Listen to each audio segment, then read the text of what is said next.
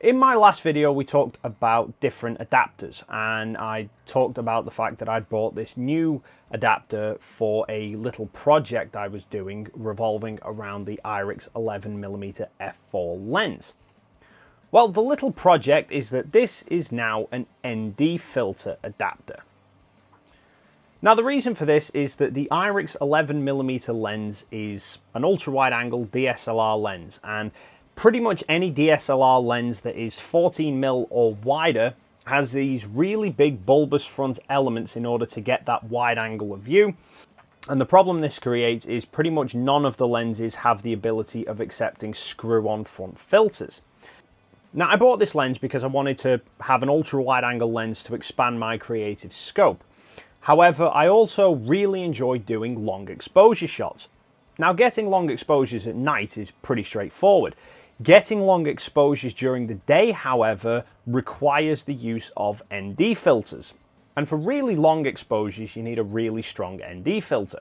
Now, the problem with this lens is not only can it not accept screw-on front filters, forcing you to look towards the square filter systems, but this lens is so big and the field of view is so wide that I think the only systems that would actually work in the square filter department are the 180mm systems, which are not only huge and cumbersome to have to carry around everywhere, they're also really expensive.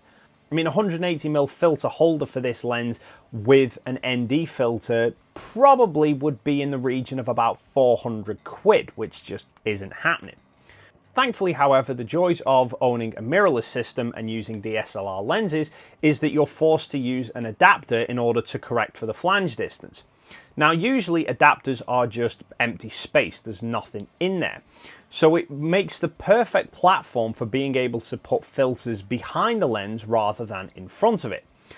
Now, this idea of putting filters behind the lens is nothing new. When Canon announced the EOS R mirrorless camera last year, yes, it is now last year, they introduced a range of different adapters. One was a standard adapter, one was a control ring adapter, and one had a small tray to take, I believe, what was 37mm filters. Now, Canon weren't the first company to do this. There's been ND adapters on the market for quite a while now. So long and short of it, I basically decided that the solutions that were currently on the market didn't really suit what I was after. So I decided to make my own because, let's face it, DIY projects are far more fun than just buying them off the shelves anyway. So I purchased this adapter on Amazon for about 30 quid. The filter that I opted for was this, the Gobe ND1000, which is a 10-stop fixed ND filter. However, I was conscious that this adapter has a square cutout hole, not a round one. And when you overlay this filter on the inside of it, the corners of the cutout are still visible. All I did, having got the filter, was remove the glass from the filter, place it inside the adapter as flat as I could get it. Once the filter's dropped in place, I just used a little bit of silicone around the edge of the filter to hold it into place. Now, it is worth noting at this point I went a little bit slab-handed and used just a bathroom-style silicone gun. You can buy smaller silicone syringes that will give you a much more controllable flow, and you don't really need that much anyway. Once the silicone was in place, I just kind of brushed off the excess as much as I could to try and make sure none of it was getting over the filter.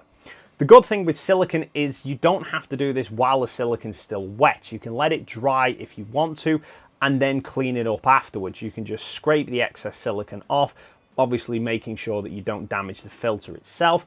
And then once the whole thing's dry, you can just give it a quick clean up. Hey presto, you're good to go. And I know what you're thinking at this point, how does it perform? Honestly, better than I was expecting. There's no color shifts, there's no extra chromatic aberration, there's nothing of any alarming kind of distress that I can see that makes me think that I need to change this in any way, shape or form.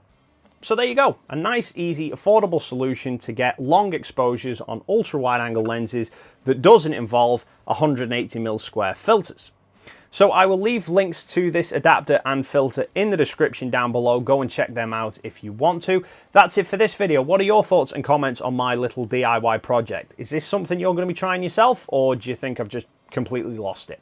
Leave your thoughts and comments in the box down below. Thank you so much for stopping by, and hopefully I will see you in the next video.